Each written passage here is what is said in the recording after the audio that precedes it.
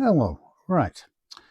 This is my 4S Dual midterm report, so to speak. Hello, yeah, my name's Derek, and this would help you do some speed running, hopefully. Right, let's get on with the proper stuff. Right, 4S Dual.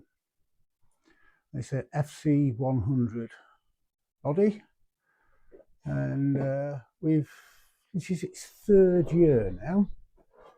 And I suppose the first thing to say about this is the paint scheme that I've used for a bit now, and the reason is that when it's going away from me at 500 yards, I can tell it's going away from me because it's only a little bit of yellow. When it's going to the left, even at 500 yards, I can tell it's going to the left. Obviously the right works the same way. And when it's coming straight towards you on the runway, there is no issue, you can see what it's doing. So my little hint as far as paint schemes are concerned is, does it work at 500 yards? Can you tell which way the car is going? Right, well, we'll take this body shell off and put it out of the way for the time being.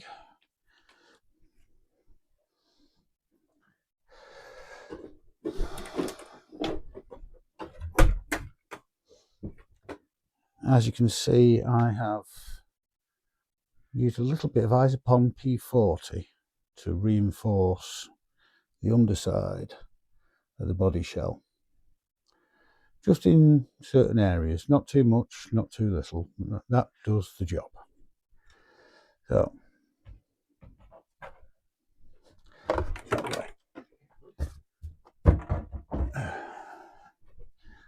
okay, so here we have a Hobeo VTE2, although at the moment there is very little Hobeo parts on it. We have a scorched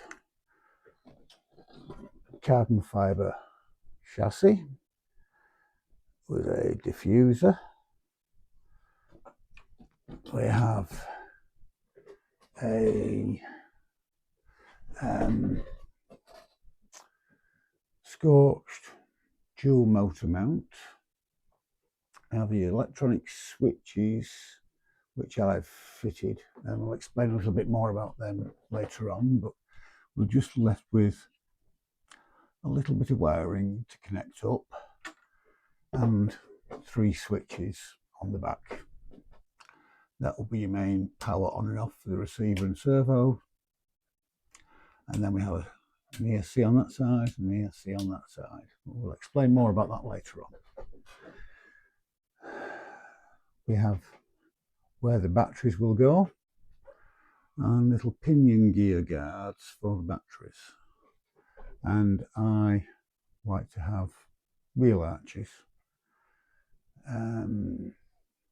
Personal choice. Lots of people think they're too much trouble, but I think sometimes they're worth it.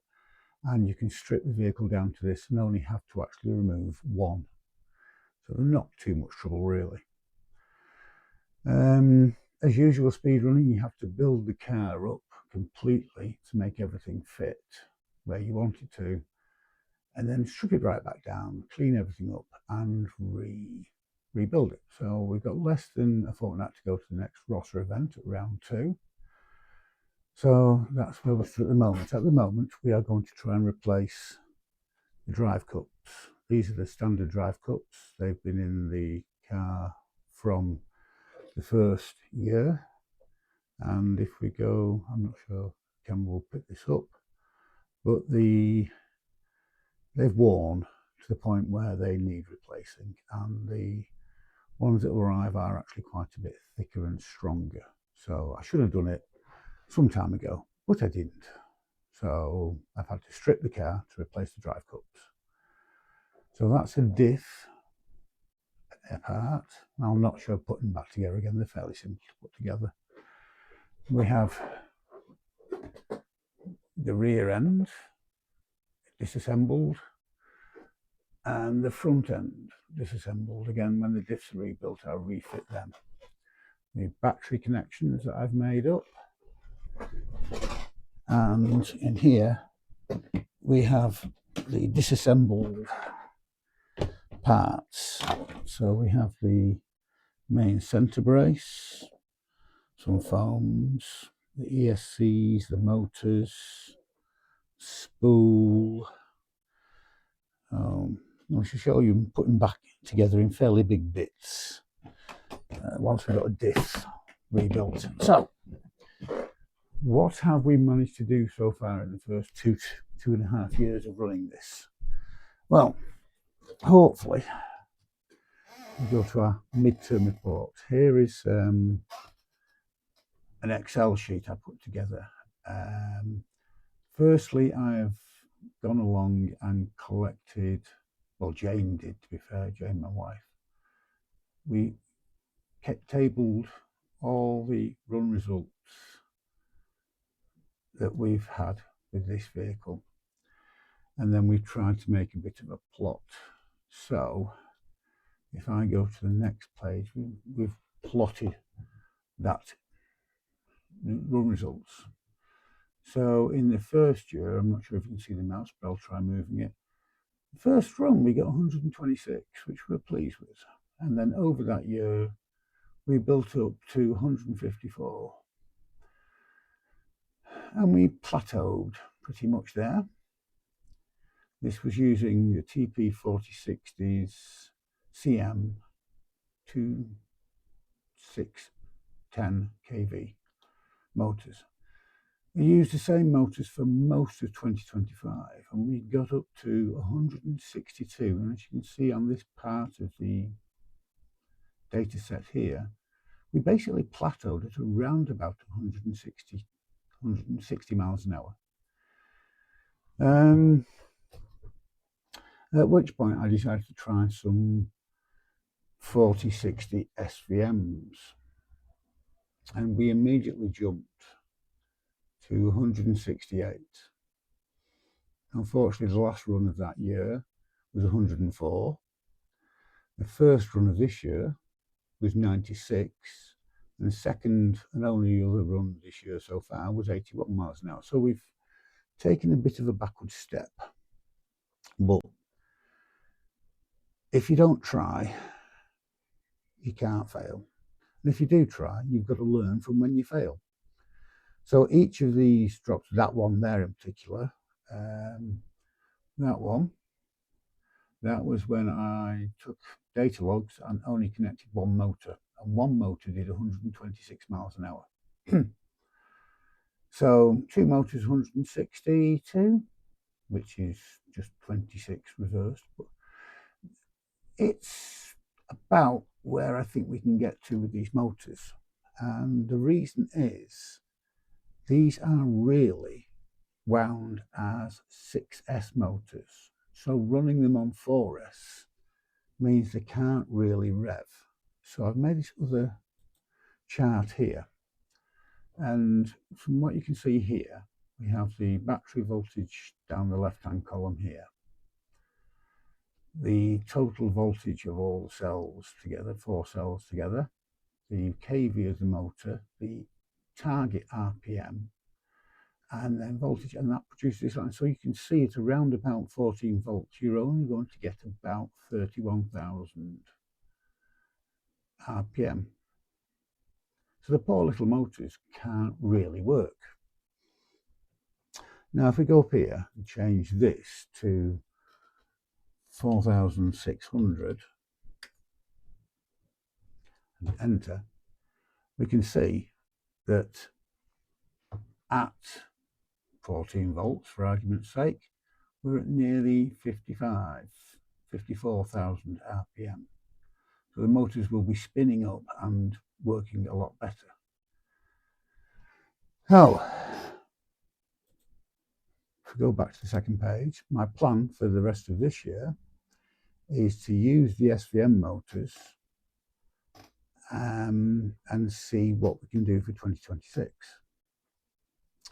We should be able to do more. Fingers crossed. In the longer run, I have kept the two CM motors because they They last forever and a day.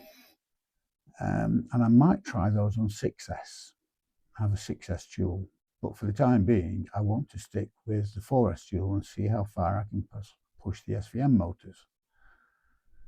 In short, CM motors are TP's almost bashing motor. It's a competition motor, but it's very rugged.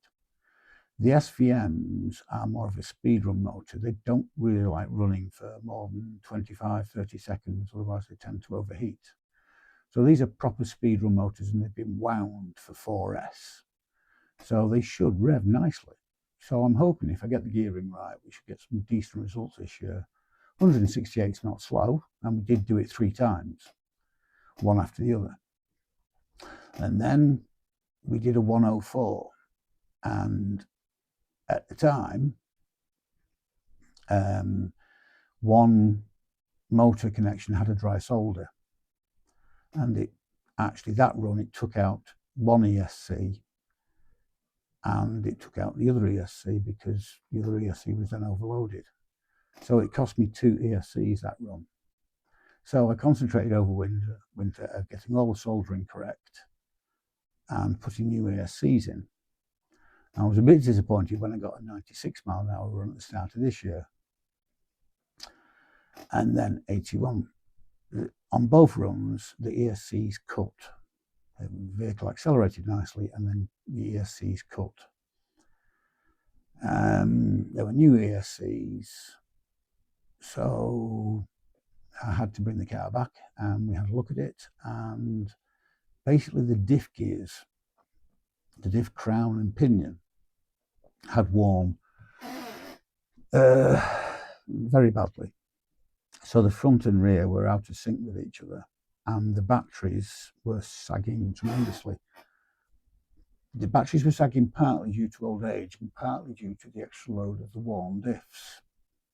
Once the ESC picked up that the batteries were sagging too much, the ESC cut. So it didn't damage the ESCs, but it told me something was wrong. And when we got back home and inspected it, we found what it was. So we're hoping to go back for round 2 in under a fortnight and radically improve on 81 miles an hour, which was really rather disappointing. So that's one thing I do and have a look at. And once you read through and you know what the peaks and troughs are and why they happened, which are all in your notes one way or another, you can learn a lot from plotting data like this. It's a lot more informative than a big row of numbers that don't really make much sense. So, right, I'll leave that as it is. Well, that's the basic introduction of what I want to do with this car in 2026.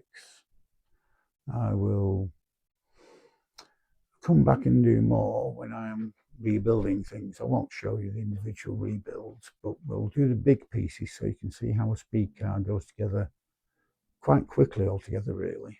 Now I'm just waiting on the postman. Right, we'll wait for part 2.